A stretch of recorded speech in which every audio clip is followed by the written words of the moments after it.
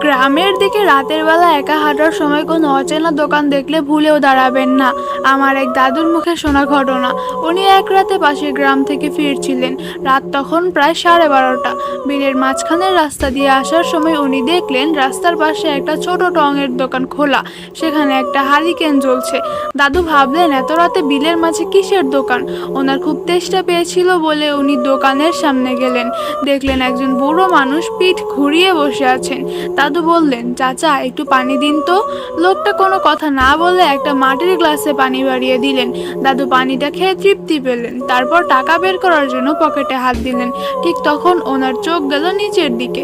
উনি দেখলেন লোকটার কোনো ছায়া মাটিতে পড়ছে না, আর ওনার পা দুটো উল্টো হয়ে মাটির ভিতর ঢুকে আছে।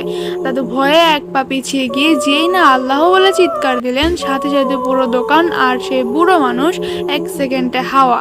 চারপাশে তাকিয়ে দাদু দেখলেন উনি একটা বিশাল পুরনো কবরের পাশে দাঁড়িয়ে আছেন, আর ওনার হাতের গ্লাসে পানির বোতলে থকথকে কাদা ভরা। দাদু ওখানেই অজ্ঞান হয়ে যান।